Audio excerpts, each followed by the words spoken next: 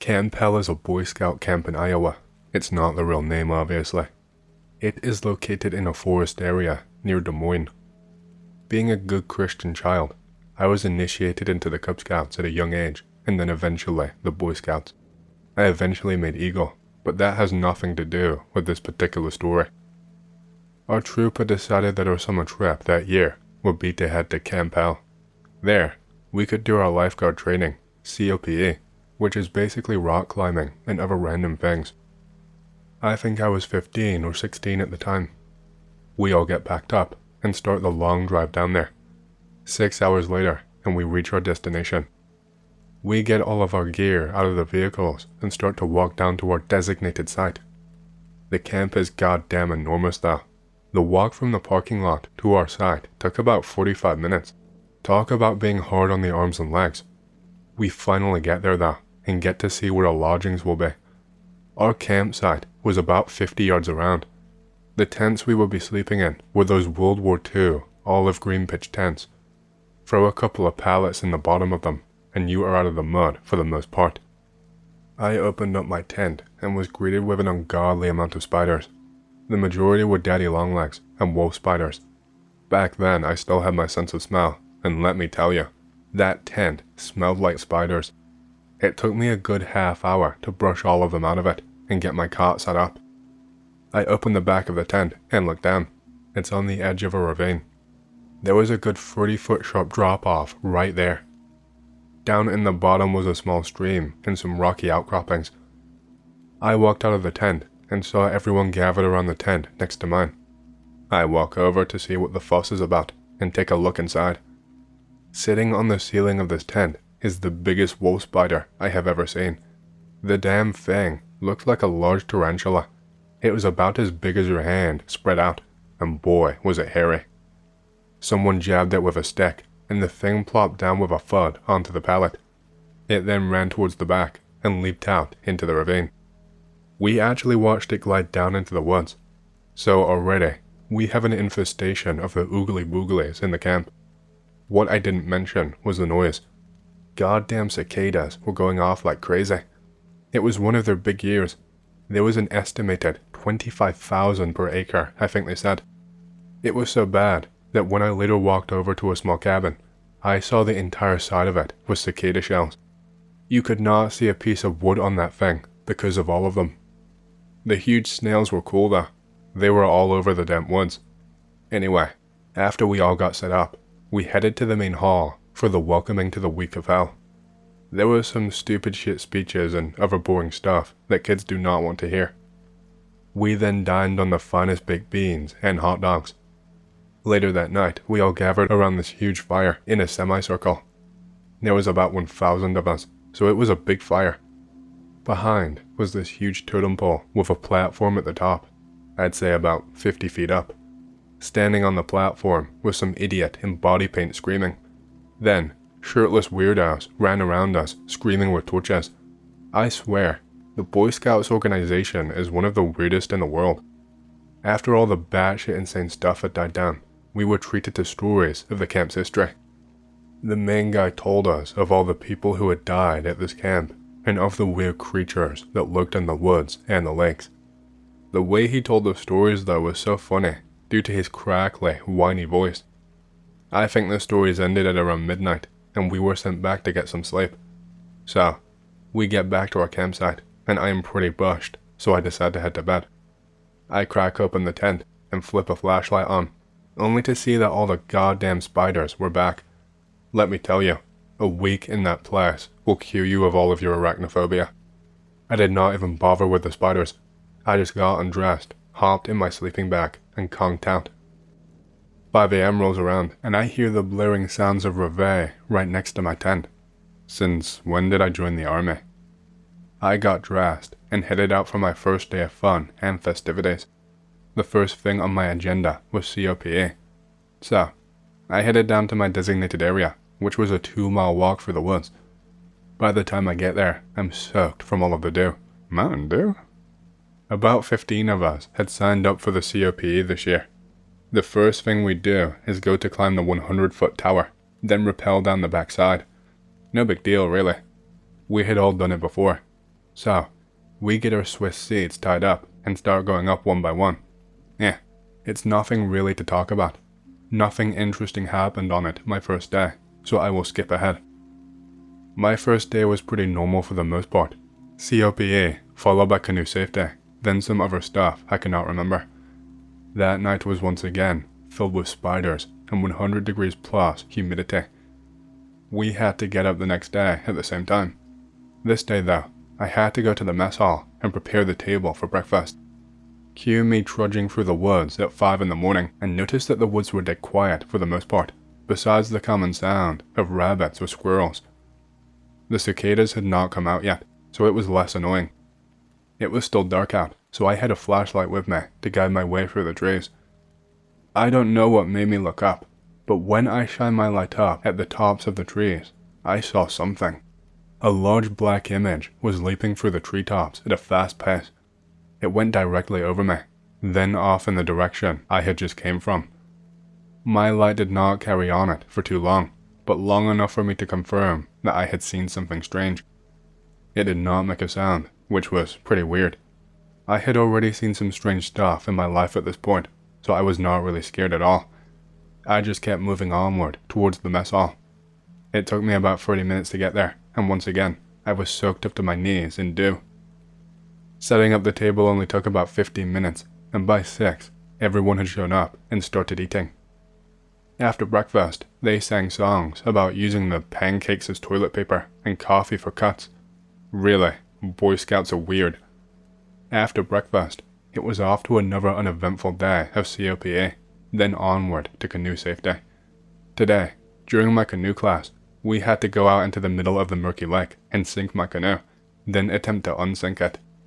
The only thing that worried me about that lake was the unusually high amount of large snapping turtles. Those things were mean too. I did not want one of those things taking a finger off or a chunk of flesh. Our instructor demonstrated how to do it properly. He would sink his, then 2 other canoes would pull up and you would work your canoe to the surface, then kind of stack it on the other 2 so you could drain it out properly. It seemed pretty pointless to me, since if you're by yourself, you were not going to get it out from under the water. I waited until my turn, then I rowed out into the middle of the lake. I started rocking my canoe until it flipped and started to go under. The damn thing only sank about 5 feet down, so I was able to stand on it underwater. The instructor sent out 2 guys with canoes as soon as mine was sunken. I had a good 10-minute wait though. So, I stood there in my sunken canoe, waiting for those slow-ass people to work their way out. I felt the canoe start moving from underneath my feet, as if a current was pulling on it. I kicked my heel over the edge of a support beam inside of it to hold on. That stopped the canoe, dead in its tracks. Suddenly, I felt something wrap around my ankle and pull me down. It pulled hard enough to submerge me completely, even with my life jacket on. I opened my eyes up under the water and see these pale rotting hands fly at my face and grab my ears. A screaming face is then thrust into mine. I could hear the screaming perfectly, even though I was underwater. I start frantically trying to get away. I am kicking and waving my arms as hard as I can. It seemed like an eternity, but the thing let go of me, and I was able to make it back to the surface. My life jacket bobs me up above the waterline, where I proceed to cough and sputter. The guy and canoe show up just as I bob up to the surface, so I start trying to climb into one of their canoes as fast as I can. They won't let me though. You have to get yours out before you can come back. God damn it. I told them something underwater had grabbed me, but they told me to stop making shit up and get my canoe out. So, I did just that, while all the time wondering if something was going to grab me and drag me to my death. I get my canoe out and floating again, then I speed into shore. When I get there, the instructor asked me why I was underwater for so long. I told him about what had just happened, and he said, "Oh yeah, that happens." That happens? What the hell kind of place is this? I went down to the showers to get cleaned up, but am greeted with a fat elderly man showering naked, so I waited. This place was giving me a serious case of the heebie-jeebies. I eventually got showered up, and walked back to my campsite, where I planned on taking a nap. I laid down for a good hour, but could not get to sleep on account of all of those damn cicadas going crazy. So, I decided to hang out with my buddies for a bit. They wanted to go and explore the woods, so of course I went with. We all found some nice branches and made them into walking sticks, and we were off. We found a path down the ravine behind our campsite and took it. We then followed the stream for a while. The stream turned into a small river with some fast current going down it. I was checking out the little fish that were swimming around in the nice clear water while my friends walked off further down the path. I was waiting for a friend to catch up anyway. I glanced over at a huge pile of branches that were hung up on a bend in the river. I see something weird sticking out of them. I walk over that way and finally see what it is. A nice mangled torso slung up in the branches. Intestines were floating out of the eviscerated stomach, and it wasn't fresh at all. The whole thing was a pale white and looked like it had been there for quite a while. I start yelling for them to come look at it. Nobody was coming yet though. Don't. That is what I hear. I look at the torso again and I hear, don't. A head then slowly cranes its way out of the rushing waters and stares at me. There is no lower jaw on the head, and the eyes are popped out of it. The lips are huge and purple. It says don't once again. I take off like a bat out of hell, screaming my head off. I ran and ran until I saw the friend that I was waiting for. He is yelling, "What's the matter?" at me while I am running up to him. I catch my breath and tell him that I had saw the torso caught up in the branches. We bust ass back to the spot and take a look at the branches. There is death there, alright, but it was not what I had saw. It was a freshly killed deer this time, still had all of its hair and color. He questions me as to why it was such a big deal. I explained to him the whole time, but he would just laugh and tell me to stop trying to scare him. He went on to catch up with the other guys. I headed back to the camp at a very fast pace. Behind me, I could hear the word don't echoing through the ravine. What does it mean? I could not figure it out. No one else at the camp would believe me. They said I was either making up stories or it was my imagination. Fuck, imagination. Last time I checked, people don't imagine ripped up torsos and talking severed heads. I already wanted to go home. This place was too hosed up for me, and apparently, other people had shit happen to them here also. I still had 4 more days to look forward to though.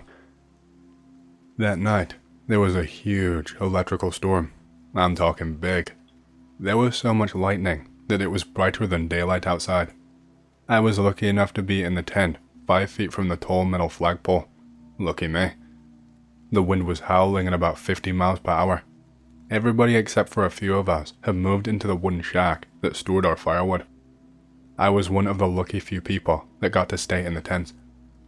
The wind was so strong that it was untying the double knots that I had made to keep the tent flaps closed. It was not raining at all though, thankfully.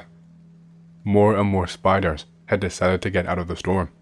By now, my sleeping bag was covered in smushed spiders from my rolling around at night. I tried to get to sleep, but the thunder was so constant and loud that it was just impossible at first.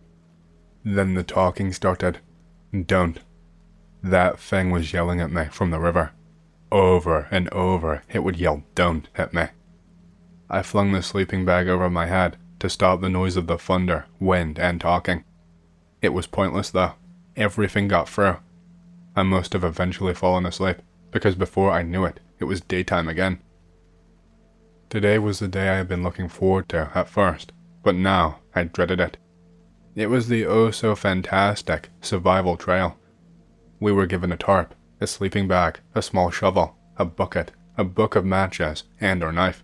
Then we were supposed to go deep into the woods and make a campsite for the night. This was not a good thing for me, after all that I had went through. First thing to do was to try and go and find a good spot to set up. I headed over to the huge bridge that went over to the ravine and tried to set up under it. But I saw someone else there, and they were getting peed on by people on the bridge, so that was a no-go. I tried a couple of the other places. I was looking for a good, elevated, flat spot that was away from the river or stream or whatever it was. I found a good area that was about a mile into the woods. I, to this day, don't know how they got away with this stuff back then. Sending kids into the woods unattended. It's so unsafe, but oh well, what can you do? I'm sure they don't allow it anymore these days. The spot that I found was on the top of a little hill with a nice big tree. So, if there was rain, it would all go down and not pool up all around me. I dug a small ditch which resembled a shallow grave. I covered the dirt in it with pine needles and dry leaves. I set my sleeping bag inside of it. I used the tarp as a makeshift tent. I was proud of my campsite when I was done. It looked pretty damn good. I then went off and gathered a decent amount of firewood. I dug a tiny pit and lined it with rocks. That was where I would have my fire. I found a nice flat rock that I could use for cooking and set it next to the fire. Then, I went down to the lake and pulled up the lines I had set earlier. The lines had 6 baited hooks on them, and I had thrown them into the water along the shore. Most of the hooks were full with mediocre-sized rock bass, but I kept them. Part of the survival course was catching and eating your own food. Night rolled around, and I had eaten my fish that were cooked on the flat rock in the fire. I sat there alone, smoking about a half a pack of cigarettes that I could not touch until I was alone. At least that was one good thing about this survival crap. It was a calm night. The storm the night before had blown all of the bad stuff away apparently. There was only the sound of crickets and the crackling fire. I sat there, enjoying my fire and nicotine for quite a while. Then I noticed that all of the crickets had stopped chirping. Well, isn't that the best sound ever? When they do that, it means that something is about to die. I had this happen later on in life, but that's part of another story. I looked around into the dark woods, but my small fire did not light up much. I heard the crunching of dead leaves and sticks off in the direction behind me. I figured someone must be out checking on us survivalists. I called out, "Hello?" and waited for an answer, but got none. The crunching kept going off in the distance, away from me, and soon faded into nothing. I thought it was someone just being a prick. I rolled my bag out into my shallow grave. Man, that sounds bad, doesn't it? I hopped into the bag and snuggled in. It was actually quite comfortable. I was pretty surprised with how well things were turning out.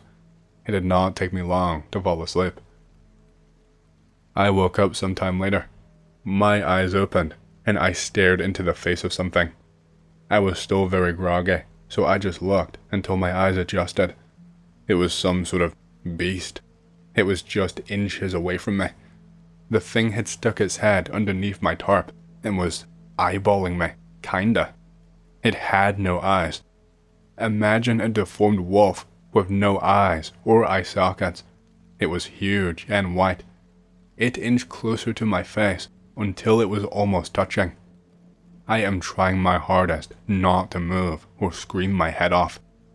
It starts to smell me. Its hot, stagnant nose breath wafts over my face. The smell is terrible. It smelled like the essence of death. It sniffed for a few seconds, then started to growl slightly. The growling got louder and louder until it whipped its massive head around and looked over its shoulder.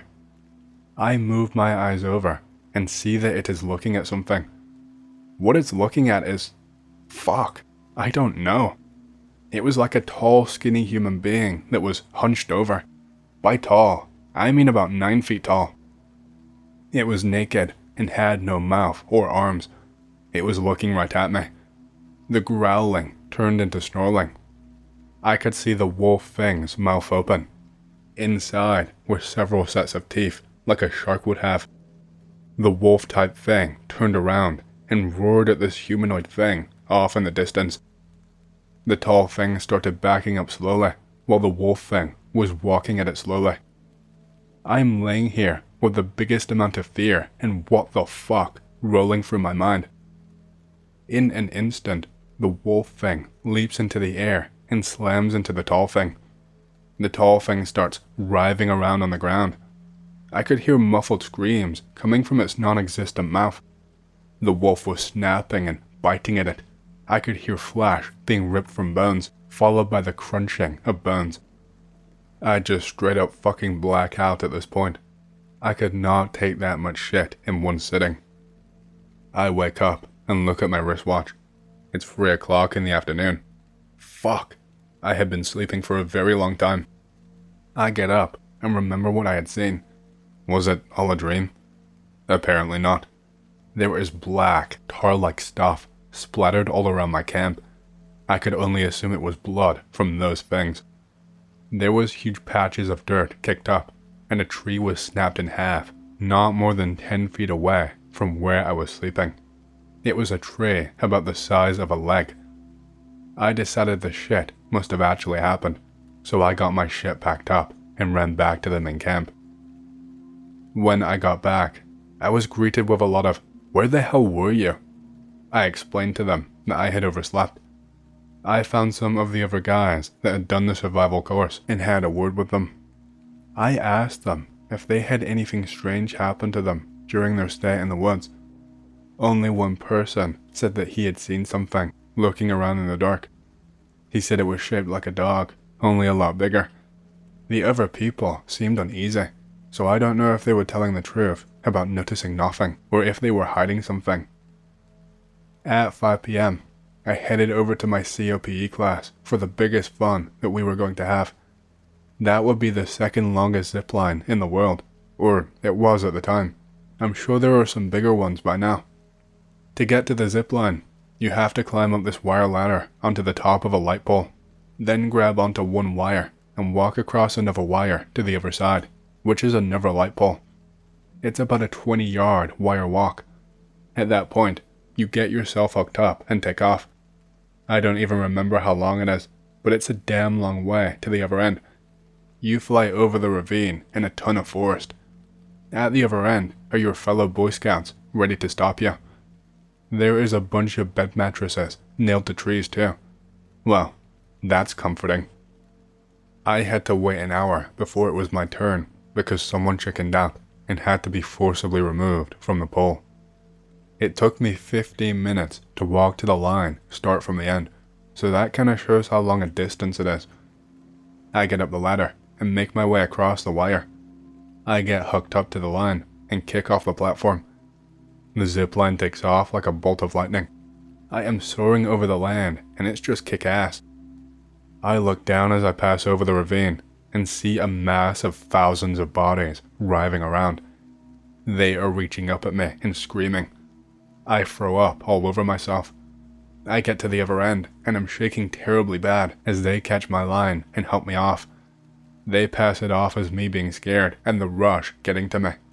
It wasn't though. I had enough of this place. It was just too much now. I waited around at the end for the instructor's girlfriend to come down the line. We got radioed that she had started, but she never showed up. What the hell happened to her? Turns out that she got above the ravine and her hair flew up into the pulley and got caught. It halfway scalped her. That was a very bad thing. She had not tied her hair back and put it underneath her helmet like she was told to do. A rescue guy had to climb out to the middle where she was stranded and cut her hair so that she could get moving to the end. She was passed out from what I would assume to be pain and blood loss. It was all bad, and I will never forget it. She lived, fortunately. Later that day, the other instructor fell off the tower, and his line did not catch. He shattered both of his legs. He was about 40 feet off of the ground at the time, trying to show off. Shit was going sour, awful fast. These two things happening in one day got COP cancelled for the rest of the trip. I skipped the rest of my courses that day, and just hung around the mess hall. I wanted to be near some kind of civilization, I guess, and that was the closest I could get at the time. Night rolled around, and I was back in my tent with my buddies, the spiders. I did not mind them by now. They didn't bite me or anything, so it was no big deal. There was something wrong with me the whole trip though. I could not take a dump, no matter how hard I tried. It wasn't constipation, I just didn't have to go. It was weird. I'm just letting you guys know I was having trouble pooping. I lay there in bed, wondering what the fuck was going on with me tonight. I soon dozed off, and was met with nightmares of epic proportions. I don't remember what they were about, but I know I had them. I woke up from them in a cold sweat, and it was freezing cold in that tent. It was about 90 degrees when I fell asleep. Now I could see my breath. I was shivering in my sleeping bag, wondering how it had got so damn cold. I go to flip on my electric lantern, but it will not turn on. Batteries must be dead. I hear the tent flap behind me start to open. I turn my head and look over. Through the flap comes the head of the tall, skinny thing. It cranes its foot-long neck and stares right at me. There is black tar stuff oozing from cuts that riddle its face. It looks at me for a few seconds and then starts talking. It says, "Come with me. You must come with me." I actually said, "No." Its face moves closer to mine, and it keeps on repeating its phrase. I am in absolute terror. The thing suddenly starts howling in pain like a man would. It is then jerked back out the tent. I say jerked because it looked like something had pulled it out. I hear thrashing going down into the ravine, followed by a roaring noise and now screaming. I curl up into a ball in my sleeping bag and close my eyes shut as tight as I can get them. I must have fallen asleep because I woke up to the sound of the trumpet at 5 a.m. Today was the day we leave. I was so fucking happy to leave that godforsaken place. I had all of my shit packed up by 7 a.m. and I was waiting out by the van. I said fuck the ending gathering and waiting in the parking lot. Everyone got back an hour or so later and we took off. As soon as we left the parking lot, I had to take a dump. My bowels knew what was going on. Hey, hope you've enjoyed the story so far. If you want to hear more, make sure to subscribe, like the video, and leave a comment because it lets YouTube know you like the content and helps more people to see these videos. My next big goal for the channel is 100,000 subscribers, and as a celebration, I will be doing a Q&A video once we hit that goal. Thank you, and back to the stories. Bime. My wife asked me to go camping. I hate the idea. She is excited though. I say sure, why not? We drive to a secluded bit of land that her grandparents own. We spend hours setting up the tent and campsite. We get ready. We go hiking. It rains a little bit. We get a little bit wet. We double back. We get back just as it gets dark. We make a fire. My wife is getting a little low energy. We just eat and talk for a while. We decide to go to sleep. We are using an inflatable mattress and a double sleeping bag. We get in together. She is shivering. I ask her if she is okay. She says she's fine. She keeps on shivering. I don't feel good. You said you were fine. I don't want to ruin our trip. Oh boy, we get to go home. I feel her face. She's pretty hot. Well, it won't be any fun if you don't feel well. I think you may have a fever. I guess. Let's go home. We get up and get her to the car. I start it and turn on the heat. I start packing up our stuff. I am in the tent, deflating the mattress. The horn beeps. I run out and over to the car. She says there was someone around our camp. She said they were crawling. As soon as she saw them move and was sure that it was someone, she beeped the horn. I can tell that she is really upset. I don't really believe her though. I tell her to relax and go back to packing. I gather everything outside the tent. I step back in to roll up the mattress. I hear her yell my name. It sounded like it came from the woods. Why is she outside the car? I hear, "Help, my leg is bleeding." I rush out. I glance at the car. She is asleep in the seat. I feel a wave of fear come over me. I hear something yell again. "Help me." It still sounded like her, but somewhat off. It was too raspy and deep. I take down the tent and just roll it up and shove it in the car. I left a few things behind, but I didn't care. I just got the fuck out of there. We are driving away a little bit too fast. I wake my wife up and have her put her seatbelt on. We get home, and I ask her to tell me what she saw. She said it was white. She thought it was a naked person crawling behind some trees. She saw them stand up against the tree, and she beeped the horn, and they dropped down, and I ran. I talked to my wife about it as we were going to bed last night. I had never told her what I heard, and had just been dodging going camping again when she brought it up. I'm glad we talked though, because she was beginning to doubt what she had seen, being sick that night. After telling her what I heard, she told me a pretty interesting story from when she was a kid, staying at her grandparents'. I will do my best to relay it. I should not have slept on it. She was young. She was about 10 years old or so. She was at her grandparents' house. Their house is on a hill, about near where we camped. We saw it on our hike.